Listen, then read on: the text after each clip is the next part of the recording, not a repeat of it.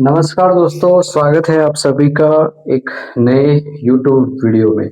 इस वीडियो के माध्यम से आज हम बात करेंगे आरएस मुख्य परीक्षा के लिए जो पेपर फर्स्ट है, उस पेपर फर्स्ट में जो इकाई थर्ड है या पार्ट सी है, उसमें जो 3 सब्जेक्ट है, जिसमें महत्वपूर्ण जो सब्जेक्ट पहली सब्जेक्ट है जिसका नाम है सोशियोलॉजी, इसके बाद सेकंड नंबर पे मैनेजमेंट आती है और थर्ड नंबर पे ऑडिटिंग एंड अकाउंटिंग आती है। ठीक है ना। तो इसमें से हम आज बात करेंगे सोशियोलॉजी के बारे में। इस बार आरपीएससी के द्वारा जो पैटर्न चेंज किया गया है मेंस एग्जाम के लिए, उनमें जो पार्ट सी है वो टोटल 70 नंबर का आएगा। पहले तीनों सब्जेक्ट के 20-20 मार्क्स मतलब बांटे हुए थे, लेकिन इस बार टोटली लिख दिया है कि 70 मार्क्स के इन तीनों सब्जेक्ट से प्रश्न पूछे जाएंगे। ठीक है ना। तो सोशियोलॉजी में यहाँ कितने नंबर के अगर हम तुलना करें या अपन बांट 70 जो मार्क्स है उसको बांट दिया जाए तो 25 से लगाकर 20-25 मार्क्स तक सोशियोलॉजी पूछी जा सकती है। ठीक है ना। और इस बार जो एक बहुत बड़ा बदलाव किया गया वो है कि उसमें 2 मार्क्स के जो 15 शब्दों में उत्तर लिखने के प्रश्न आते थे, वो इस बार आरपीएससी द्वारा पैटर्न में हटा दिया गया। इसका मतलब 2 मार्क्स के किसी भी प्रकार के प्रश्न आने की संभावना नहीं रहेगी। तो 5 मार्क्स का प्रश्न आएगा 50 शब्दों के लिए। इसके लिए हमें तैयार रहना चाहिए। ठीक है। यहाँ से 10 मार्क्स का कोई भी क्वेश्चन नहीं आएगा। ठीक है। तो जो समाज शास्त्र है उसमें कौन कौन से इस बार आरपीएससी के द्वारा टॉपिक ऐड किए गए। ठीक है ना। कुछ टॉपिकों को बाहर कर दिया है, बाकी लगभग सोशियोलॉजी है। ठीक है। तो उन सिलेबस के बारे में हम विस्तार से आज जानने का प्रयास करेंगे। इसके बाद जो महत्वपूर्ण जो नए टॉपिक ऐड किए गए हैं उनको फिर यहाँ पर बाद में बताने का भी प्रयास करूंगा। ठीक है। तो जो समाज शास्त्र है पार्ट सी, उसमें जो फर्स्ट सब्जेक्ट है समाज शास्त्र सोशियोलॉजी, इसके सिलेबस के बारे में बातचीत करना चाहूंगा। ठीक है। उसमें सिलेबस मुख्य रूप से 6 टॉपिक है। उस 6 टॉपिक में से बहुत सारे प्रश्न लगभग 4 से 5 प्रश्न बनने की संभावना इस बार बनी रहेगी। ठीक है। तो सबसे पहला जो टॉपिक है वो है जाति एवं वर्ग। ठीक है। जाति एवं वर्ग, कास्ट एंड क्लास, जाति एवं वर्ग। ठीक है। वर्ग की अवधारणा, जाति एवं वर्ग की अवधारणा, अवधारणा। ठीक है। और जाति या भारतीय समाज में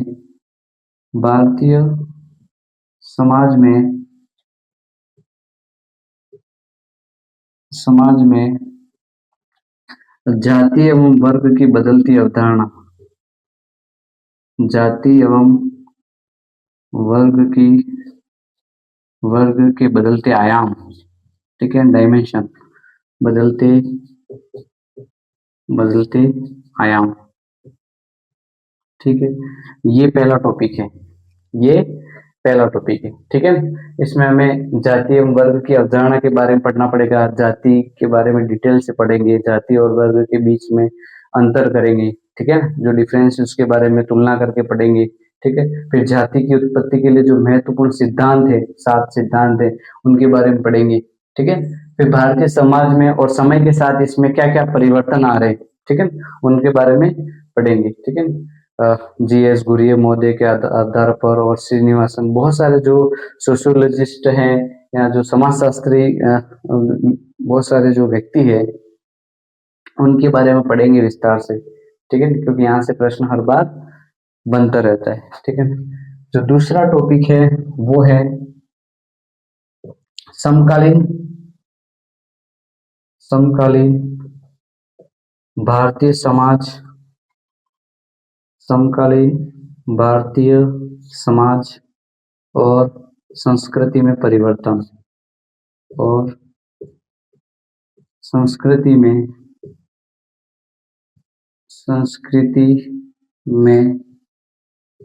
में परिवर्तन, संस्कृति में परिवर्तन। ठीक है। इनमें मुख्य रूप से हम पढ़ेंगे धर्म निरपेक्षीकरण, धर्म निरपेक्षीकरण, शहरीकरण, शहरीकरण, आधुनिकरण, आधुनिकीकरण, आधुनिकीकरण और और वैश्वीकरण, ग्लोबलाइजेशन, वैश्वीकरण, इन चारों के बारे में हमें पढ़ना है। ठीक है, लास्ट टाइम यहाँ संस्कृतिकरण वाला टॉपिक था, लेकिन इस बार उसको हटा दिया, लेकिन अप्रत्यक्ष रूप से इसमें हमें नजर आ जाएगा। ठीक है, इसके बाद जो भारतीय समाज है उसकी सामाजिक व्यवस्था है, उसके संबंधित कुछ महत्वपूर्ण जो अवधारणा है उनके बारे में पढ़ेंगे। तो लिख सकते हैं भारतीय सामाजिक व्यवस्था से संबंधित अवधारणा, भारतीय सामाजिक सामाजिक व्यवस्था व्यवस्था से संबंधित संबंधित अवधारणा अवधारणा ठीक है, इसमें से कर्म का सिद्धांत, कर्म सिद्धांत या कर्म का सिद्धांत, धर्म, पुरुषार्थ,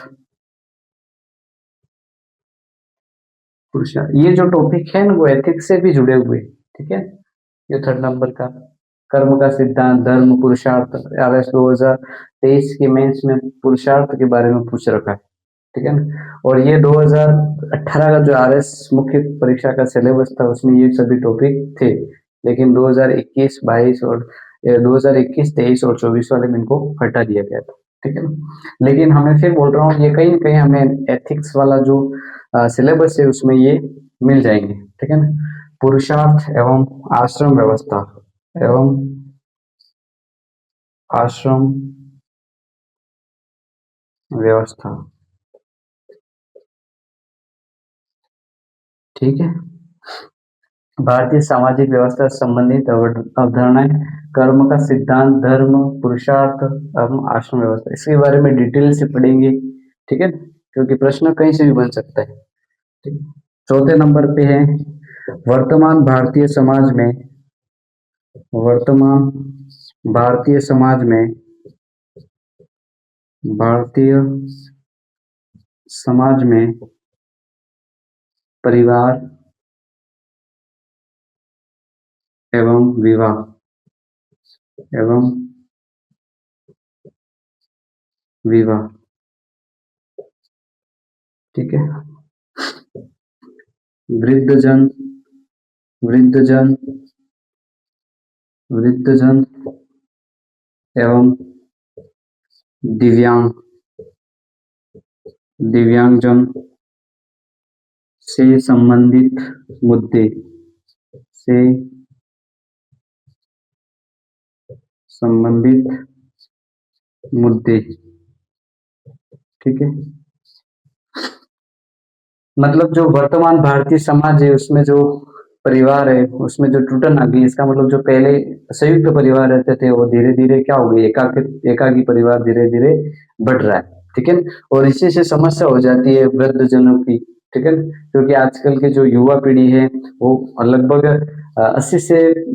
80 से लगाकर 85% तक युवा पीढ़ी क्या करती है, जो माता पिता उनको, बहुत सारे लोग रहते हैं उनको क्या कर देते हैं, वृद्धाश्रम में छोड़ के चले आते हैं। ठीक है ना, उनकी प्रॉपर सेवा नहीं करते। ठीक है, इसके बाद विवाह की बात करें, जो लव मैरिज और अरेंज मैरिज विवाह, ठीक है, इसी से बहुत सारी समस्या उत्पन्न होती है, दहेज है, तलाक है, गरीबी है। ठीक है, तो कहीं ना कहीं ये पूरी पूरी चैन रिएक्शन जुड़ी होती है। ठीक है, दिव्यांगजन, दिव्यांगजन से संबंधित मुद्दे। ठीक है ना, वृद्धजन, ठीक है, उनसे सरकारी जो पेंशन है, पेंशन मिलती है कि नहीं मिलती है, उनकी क्या क्या समस्या है, सरकार द्वारा क्या क्या उनके उन समस्याओं का निराकरण करने के लिए क्या क्या योजनाएं चलाई गई है। ठीक है ना, संवैधानिक रूप से इनको क्या क्या प्रावधान दिए गए हैं ताकि उनकी सुरक्षा बनी रहे। ठीक है ना, इसी में है जो भारतीय समाज है, लिख सकता हूं मैं, भारतीय समाज, भारतीय समाज पर साइबर अपराध, साइबर अपराध साइबर अपराध और सोशल मीडिया का प्रभाव,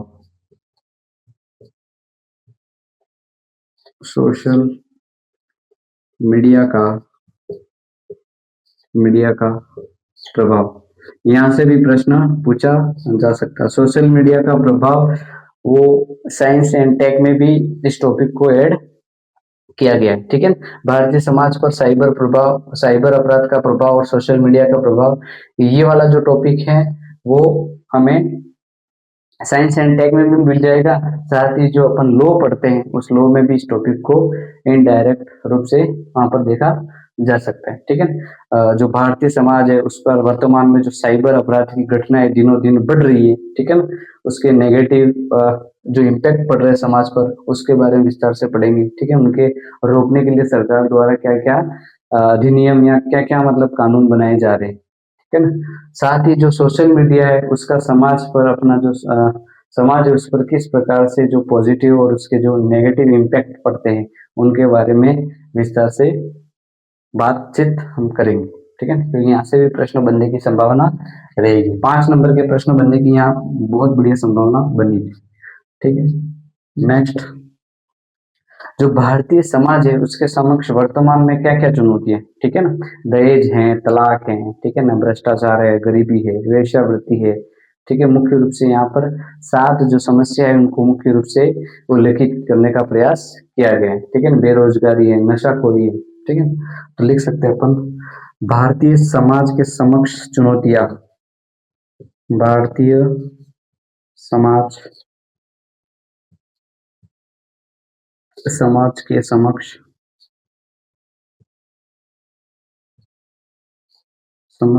चुनौतियां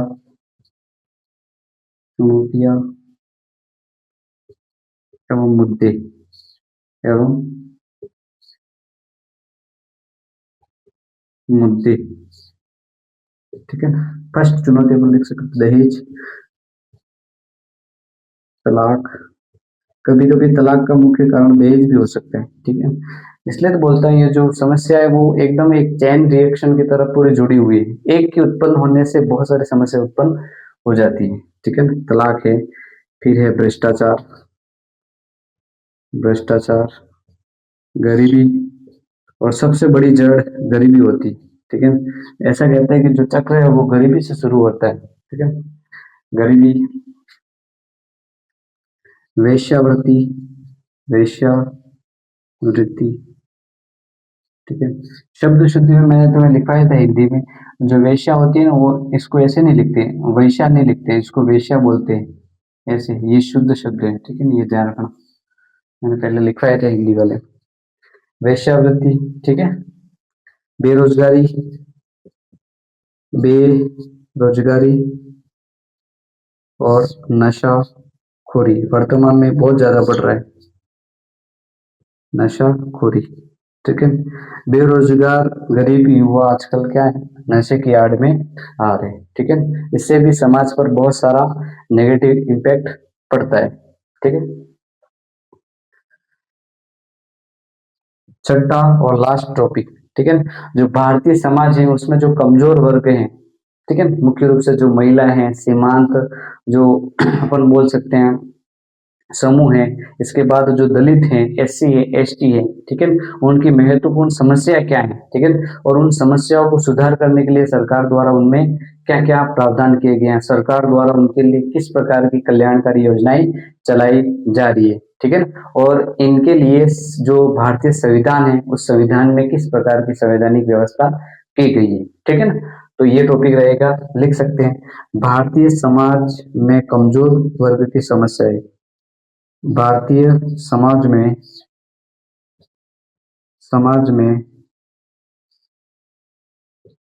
में कमजोर वर्ग की समस्याएं, कमजोर वर्ग की समस्याएं। और अपने राजस्थान के एग्जाम इसलिए यहाँ पर कोष्टक में स्पष्ट रूप से सिलेबस में मेंशन भी कर दिया गया है कि इसमें मुख्य रूप से राजस्थान के बारे में बताना। ठीक है ना, समस्याएं। ठीक है, और वो तो मैं नहीं लिख रहा हूँ, बोल रहा हूँ। ठीक है, और उसमें इसमें भी जैसे सबसे पहले महिला, महिला के बाद जो छोटे लेवल पे समूह होते हैं, सीमांत समूह, ऐसे लोग जिनकी जनसंख्या बहुत ज्यादा कम होती है, ठीक है ना, सीमांत समूह, ठीक है, दलित, SC ST से संबंधित समस्याएं हैं, ST SC की समस्याएं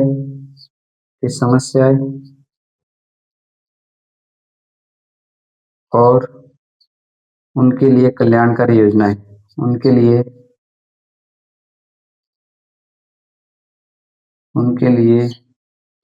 कल्याणकारी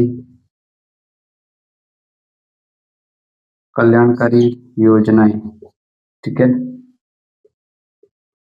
और उनका जो संवैधानिक, यहाँ से हर बार प्रश्न पूछा जाता है, ठीक है। अगर सोशियोलॉजी में सबसे बड़ा हर बार क्वेश्चन 5 नंबर का आता था, वो यहीं से आता था, ठीक है ना। जो भारतीय समाज है उसमें जो कमजोर वर्ग है उसमें मुख्य रूप से जो अनुसूचित जनजाति के लोग हैं उनकी महत्वपूर्ण समस्याएं, क्योंकि हम राजस्थान की बात करते हैं तो राजस्थान में जो दक्षिणी राजस्थान वाला क्षेत्र आता है वहां पर मुख्य रूप से जो आदिवासी लोग रहते हैं उनकी महत्वपूर्ण समस्याएं क्या है, ठीक है ना। उनका पलायन है, आर्थिक रूप से उसकी कमजोरी है, उनकी कमजोरी है, ठीक है ना, जो नशे में बहुत सारे लिप्त होते हैं, और इसके बाद जो आधुनिक सुविधाएं हैं सरकार की उनसे वंचित होना, तो ये उनकी महत्वपूर्ण समस्या है। और भी समस्या बहुत सारी काउंट कर सकते हैं। उनमें सरकार ने सुधार करने के लिए किस प्रकार के प्रावधान किए गए और सरकार के द्वारा जो बजट आता है उसमें किस प्रकार की कल्याणकारी योजनाएं इन लोगों के लिए चलाई जा रही है, ठीक है। साथ ही सरकार के द्वारा संविधान में किस प्रकार के एक्ट लाए गए इनके सुधार के लिए, और संवैधानिक प्रावधान क्या क्या है, संवैधानिक प्रावधान के बारे में हर बार प्रश्न पूछा गया, ठीक है। लास्ट टाइम 2021 वाले प्रश्न में भी यहाँ से 5 नंबर का प्रश्न आया था कि जो अनुसूचित जनजाति क्षेत्र है उनकी महत्वपूर्ण 5 समस्याओं का उल्लेख कीजिए, ठीक है। और इसके बाद इसके पहले प्रश्न आया था 2018 वाले प्रश्न पेपर में कि जो अनुसूचित जनजाति के लोग रहते हैं उनके लिए संविधान में किस प्रकार के प्रावधान किए गए हैं, ठीक है। तो यहाँ से महत्वपूर्ण प्रश्न 5 नंबर का हमेशा बनेगा, या फिर बनने की संभावना रहेगी, ठीक है।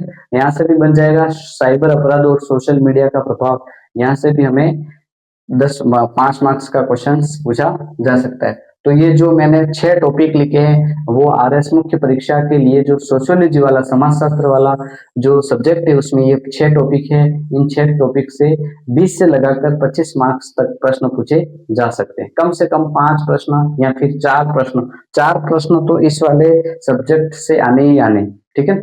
तो इस सिलेबस में जो ये सभी टॉपिक है उन टॉपिकों को अच्छी तरह से हम पूरा करने की कोशिश करेंगे, ठीक है। तो एक बार सिलेबस को किस तरह से याद करते हैं, सिलेबस को याद करना बहुत ज्यादा जरूरी है, ठीक है। सिलेबस हमें याद हो जाता है तो हमारा लगभग 25% काम हो जाता है, ठीक है। हमें सिलेबस में कौन कौन से टॉपिक हैं उन टॉपिकों को हमारे दिमाग में अच्छी तरह से याद रखना चाहिए। मैं तो बोलता RS मुख्य परीक्षा के लिए जो पूरे पेज हैं सिलेबस के उनके फोटो हमारे दिमाग में होने चाहिए, ताकि इस प्रकार के मतलब ये टॉपिक कहीं भी हमें न्यूज़पेपर में भी देखने मिल जाए तो हमें करंट का मुद्दा यूं करके भी हमें फोटो ले लेना चाहिए मोबाइल में, और साथ में टेलीग्राम में कोई भी चैनल या ग्रुप बना के उसमें डालते रहना चाहिए, ठीक है ना। हर सब्जेक्ट वाइज आप टेलीग्राम में 2 नंबर से या एक खुद के नंबर से भी एक ग्रुप बना दो, ताकि जो भी करंट का जैसे समाजशास्त्र का ग्रुप बनाए तो करंट का कहीं भी आपको न्यूज मिली उसको वहां पर ऐड कर देंगे, ठीक है, क्योंकि करंट बेस भी आजकल प्रश्न पूछे जा सकते हैं, ठीक है। तो इस प्रकार से जो ये समाजशास्त्र उसका सिलेबस मैंने आपको पूरा बताने का प्रयास किया, आप भी सिलेबस को हूबहू याद करने की कोशिश करें, ठीक है। और जो 5 मार्क्स के क्वेश्चन आते हैं उनके उत्तर लिखने का प्रयास करें। आप जितना लिखने का प्रैक्टिस जितना ज्यादा करेंगे उतना ज्यादा अच्छा रहेगा, ठीक है। तो इस प्रकार इस वीडियो को अगर आपको पसंद आए तो अधिक से अधिक लाइक करें, शेयर करें एंड चैनल को सब्सक्राइब करें, ठीक है।